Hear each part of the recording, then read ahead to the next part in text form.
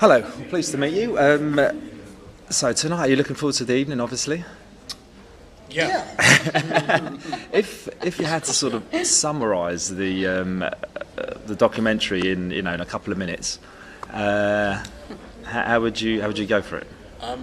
The film tells the story, the previously untold story, but now since we've told it, it's out there in the commons. But it tells the story of how man has been systematically destroying the world's oceans without really knowing about it and without really thinking about it. It's not an environmental issue. It's a management issue. It's a human issue. And it's an issue that can be solved. And our film tells you of how the impacts have affected every single aspect of the sea, from the deepest ocean to the highest shelf to everywhere. But it can be turned around. We can make the right decisions that actually turn back the clock, replenish the world's oceans, and create sustainable fisheries for all. And how long has this project been in the pipeline, for example? Well, I met Charles Clover, who wrote the book At the End of the Line, when I was making a film about the Navy Fishery Protection Squadron. And that was in 2006 in the summer. And we put together a team, those of us who have worked together on it. And from 2007, early 2007, Rupert came on board, George came on board, and there were 5 of us. And we then set up our little team to make the film. So, a long time. Yeah, so what's actually changed then in those 5-6 years? We were a lot older and wiser. Yeah, we are. We're a lot poorer. Poorer. We've got fewer friends. More tired. That's for sure. I nearly lost my life at the bottom of a fishing net, which was fairly. He filmed most of it as well. Fairly scary.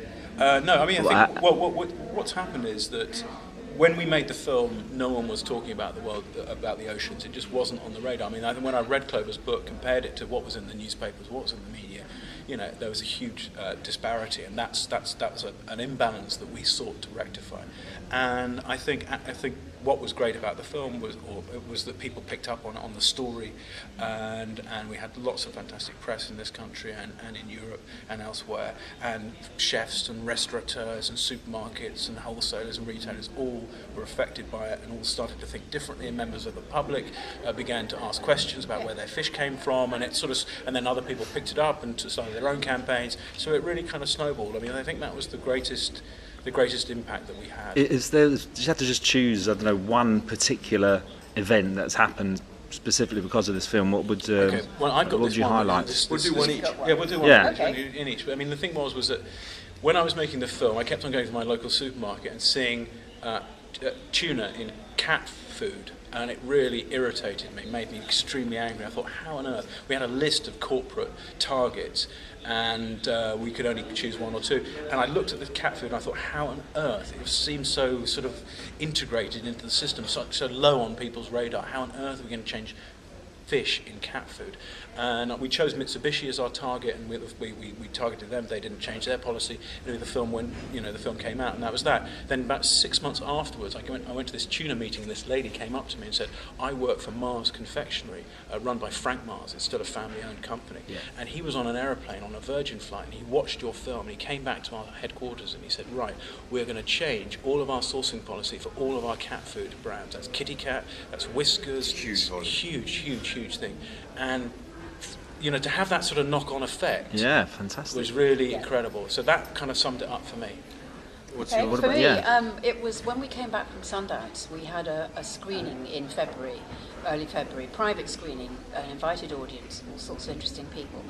In the audience was the guy who owns Pret A Manger, and he saw the film. And he rang our office the next day and said, by the way, I've just seen your film.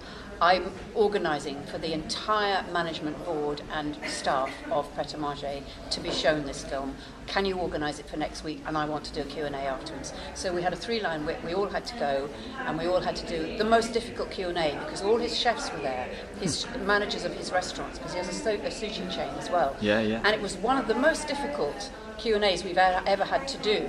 And he stood up and he said, why do people have to have tuna baguettes? And if they have to have tuna baguettes, I'm going to make sure that it's sustainable. And he changed entirely his supplying policy as a result of seeing our film overnight. And now when you go into Pret-a-Manger, it says skipjack tuna, line caught tuna, whatever it is, everything is identified. Fantastic.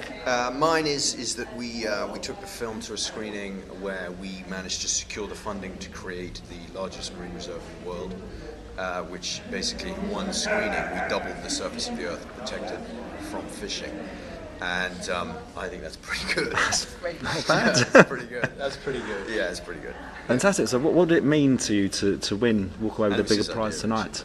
She doesn't get the credit. Sorry, what? What would it mean to you to walk away tonight with the bloody great the award? validation from years Yes, of work. it would be a real recognition. You know, it's not the best film, but I think It would recognise what we set out to do, which was to put the issue out there with consumers, with ordinary people who just regarded fish as something on your plate. fish is food. Fish is food, fish isn't food, fish is part of the natural environment and the marine environment, and we cannot run the planet without them. Fantastic. Well, thanks a lot for your time, and good luck tonight. Hope it all goes your way. So do we. Thank you very much. Thank you. Thanks a lot. Thanks. Thank you.